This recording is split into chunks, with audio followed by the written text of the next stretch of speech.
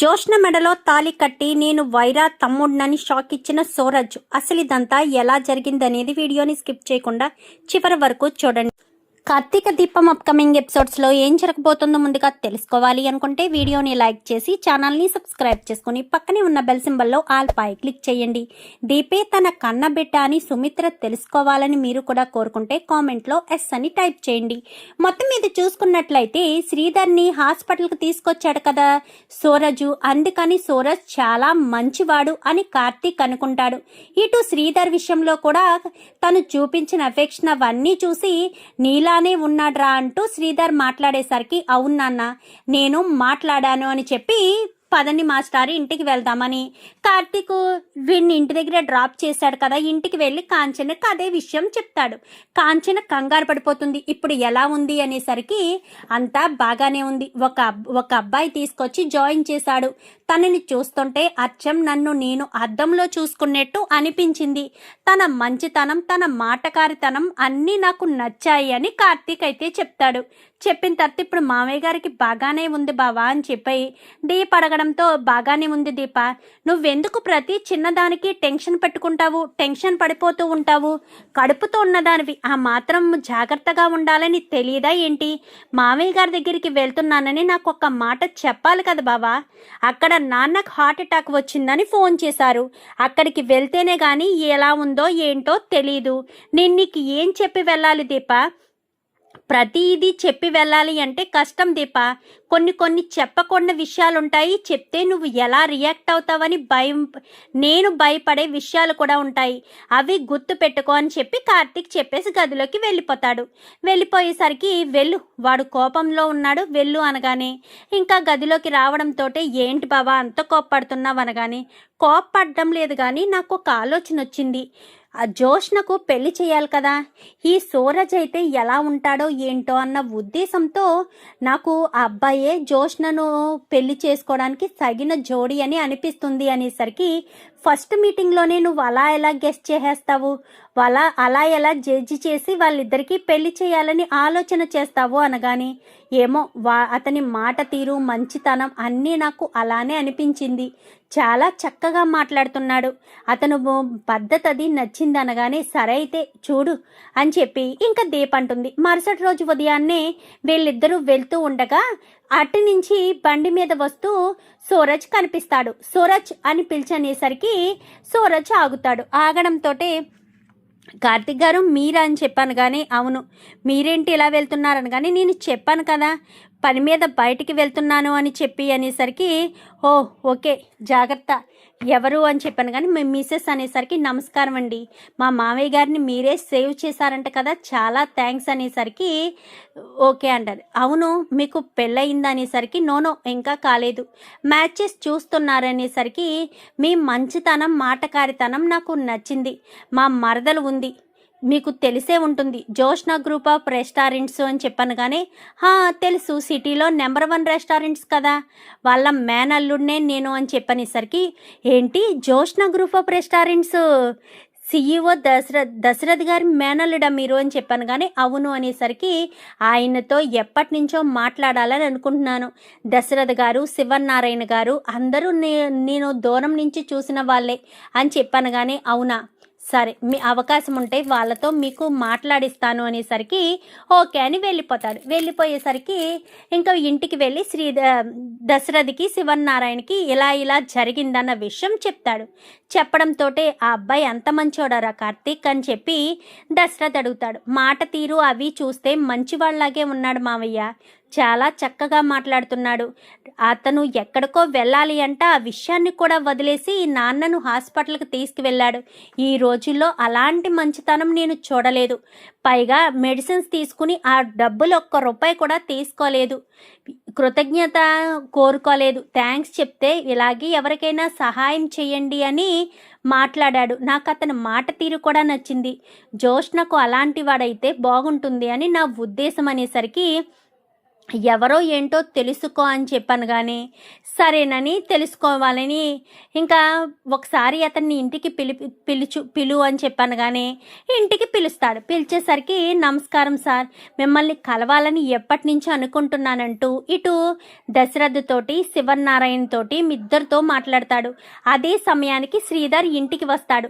శ్రీధర్ ఇంటికి వచ్చేసరికి మీరు అని చెప్పాను. కానీ మా అల్లుడే శ్రీధర్ అని చెప్పనేసరికి అవునా, అందరూ మంచి వాళ్ళందరూ ఒకే చోట ఉన్నట్టున్నారు, నాకు చాలా సంతోషంగా ఉంది. మీ కుటుంబాన్ని కలవడం అనగానే నీకు పెళ్ళయిందా అని చెప్పాడు. అనగానే లేదు సార్, పెళ్ళి కాలేదు అనేసరికి నా మనవరాలుంది, పెళ్లి చేసుకునే ఉద్దేశం ఉందా? మనవరాలతో పాటు జోష్నా గ్రూప్ ఆఫ్ కంపెనీస్ ఇవన్నీ కూడా నీకే దక్కుతాయి, నువ్వు గొప్ప స్థాయికి వెళ్తావు, నువ్వు నా మనవరాల్ని జాగ్రత్తగా చూసుకుంటే చాలు, నీ మాటకారితనం మంచితనం నాకు చాలా బాగా నచ్చాయి అనేసరికి అది మా అమ్మ నాన్నని తీసుకొస్తాను అనగానే మరి పెళ్లి కూతురు ఎలా ఉంటుందో ఏంటో అడగకుండానే మీ అమ్మా నాన్నని తీసుకొస్తాను అంటున్నారు అనగానే మీరింత గొప్పవాళ్ళు, మీ మనవరాలు ఇంతకంటే గొప్పగానే ఆలోచిస్తుంది కదా, మీ అంతటా మీరే నన్ను మీ ఇంటి అల్లుణ్ణి చేసుకుంటాను అని వరమిస్తుంటే మీ అమ్మాయి ఎలా ఉంటుంది, ఏం చదువుకుంది, ఎలా ఉంటుంది అని నేను అడగడం భావ్యం కాదు. మా అమ్మ నాన్నలు తీసుకుని ఎప్పుడు రమ్మంటే అప్పుడు వస్తాననేసరికి సరే ఫోన్ నెంబర్ ఉందా కార్తీక్ అనగానే ఉంది తాతయ్య అని చెప్పనేసరికి సరే నేను ఫోన్ చేస్తాను బాబు అని చెప్పి ఇంకా మరుసటి రోజు ఉదయాన్నే ఫోన్ చేస్తాడు. ఫోన్ చేయడంతో నీకు వీలైతే ఈరోజు మీ అమ్మా నాన్నలను తీసుకురా బాబు అనగానే సరేనండి అని చెప్పి ఇంకా వాళ్ళ అమ్మా నాన్నలతో పాటు వస్తారు. జోష్నను ఒప్పించి పెళ్లి కూతురుగా కూర్చోబెడతారు. కూర్చోబెట్టేసరికి ఇతనా అని చెప్పి జోష్న స్పీడ్గా లేస్తుంది. ఈ అమ్మాయా అని చెప్పి సూరజ్ కూడా స్పీడ్గా లేస్తాడు. మీ ఇద్దరికి ముందే పరిచయం ఉందా అనగానే మా ఇద్దరికి ఒక చోట పరిచయం ఏర్పడింది అంటూ ఆ విషయం చెప్తారు. చెప్పేసరికి ఓహో మీ ఇద్దరికి గొడవ రూపంలో మొదలైందనమాట పరిచయం, బాగానే ఉంది, ఇద్దరు మంచిగానే ఉన్నారు అని ఇంకా మాట్లాడుకుంటారు. మాట్లాడుకున్న తర్వాత సరే ఇప్పుడు ఏంటి, ఇప్పుడు మీ ఇద్దరు కొంతసేపు మాట్లాడుకుంటే మీ ఇద్దరి మధ్య ఉన్న అపోహలన్నీ తొలగిపోతాయి. ఫస్ట్ మీటింగ్లో ఏదో చిన్న గొడవ జరుగుండొచ్చు, అదే లైఫ్ని ఏమీ మార్చేది కదా, ఒక్కసారి మీరు ఆలోచించుకుంటే బాగుంటుంది, ఒక్కసారి ఆ మాట్లాడుకోండి అనేసరికి ఇద్దరు బయటికి వెళ్ళి నా పేరు సూరజ్ అని మాట్లాడతాడు, నా పేరు జోష్న అని మాట్లాడుతుంది. ఇద్దరు కూడా మాట్లాడుకుంటారు. ఈ సూరజ్ మాట తీరు చాలా స్మూత్గా అంతా మంచి అన్నట్టు ఉంటుంది కదా, కార్తీక్ మాట తీరు ఎలా ఉంటుందో ఇటు సూరజ్ మాట తీరు కూడా అలాగే ఉండేసరికి జోష్న తనకు తెలియకుండానే అబ్బాయిని ఓకే చేసేస్తుంది. చేసేసి లోపలికి వెళ్ళిన తర్వాత ఏంటమ్మా జోష్న నీకు ఇష్టమేనా అనగానే ఇష్టమే అని చెప్తుంది. ఇష్టమే అని చెప్పడంతో ఇంకా చాలా సంతోషపడిపోతారు.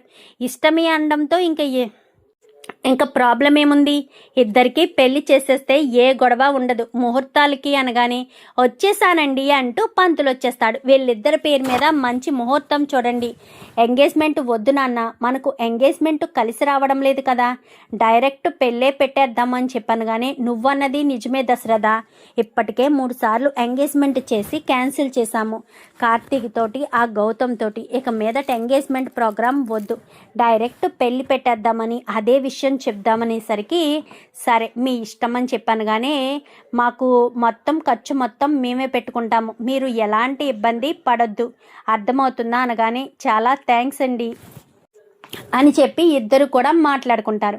మాట్లాడుకున్న తర్వాత పెళ్లి రోజు పలానా రోజు అనగానే ఇద్దరు షాపింగ్కి వెళ్ళడం, ఇద్దరు కూడా బాగా కలిసిపోతారు.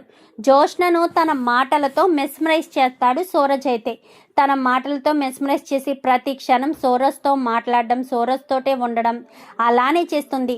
కార్తీక్ కూడా చాలా హ్యాపీగా ఫీల్ అవుతాడు. ఏంటి బావా జోష్నలో ఎంత మార్పు, ఒక్కొక్క మనిషిని చూస్తే మార్పు వస్తుంది, ఇప్పటి వరకు జోష్నకి ఇలాంటి వాడు తగులుండడు, అందుకు అతని మాట తీరు అది నాలానే ఉంది కదా, సో అందుకని జోష్నకు నచ్చుండొచ్చు, అందుకే తను మాట తీరు మారుండొచ్చు అనగానే నిజమే బావా, జోష్న సంతోషంగా ఉంటే అమ్మ కూడా హ్యాపీగా ఉంటుంది, అప్పుడు అమ్మకు నిజం చెప్పేస్తావు బావా అని చెప్పి ఇంకా కార్తీక్ని అడగడంతో చెప్పేస్తాను దీప, నిన్ను మీ అమ్మకు దగ్గర చేయడమే కదా నా అజెండా అని చెప్పి కార్తీక్ అంటాడు. ఇంకా వీళ్ళిద్దరూ ఇలా ఇంకా పెళ్లి రోజు రానే వస్తుంది. పెళ్లి రోజు నాడు ఇంకా వీళ్ళ దగ్గరే మొత్తం కళ్యాణ మండపం బుక్ చేసి, అందులోనూ శివనారాయణ గారి మనవరాలు పెళ్ళంటే ధూమ్ధామ్గా చేస్తారు కదా. పెళ్లి రోజు పెళ్ళి అంతా జరుగుతూ ఉంటుంది. జరుగుతూ ఉండేసరికి మాంగళ్య ధారణ కానివ్వండి అంటూ పంతులు గారు చెప్పడంతో వెంటనే మంగళసూత్రాలు కట్టేస్తాడు. కట్టేయడంతో ఎంట్రీ ఇస్తాడు వైరా. అయితే వైరా ఎంట్రీ ఇచ్చేసరికి వీడిని ఎవరు రమ్మన్నాడు, అసలు వీడిని పెళ్ళికి ఎవరు రమ్మని చెప్పారు, అసలు వీడెందుకు వచ్చాడు అనుకుంటూ గబగబా కార్తీక్ ఇక్కడికి ఎందుకు వచ్చావు అని చెప్పాను, కానీ నా తమ్ముడు పెళ్ళికి నేను రాకపోతే ఎవరొస్తారు అంటూ షాక్ ఇస్తాడు.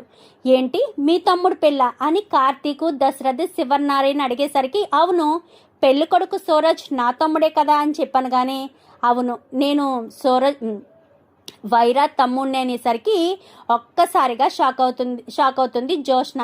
ఈ జోష్న మా అన్నయ్యని 2 సార్లు మోసం చేసింది.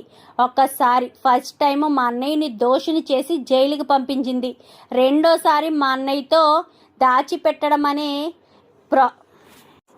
ప్లాన్ చేసి అక్కడ డబ్బులు డిమాండ్ చేసి అడ్డంగా కార్తీక్కి దొరికేటట్టు చేసి అక్కడ కూడా లాస్ అయ్యేటట్టు చేసింది.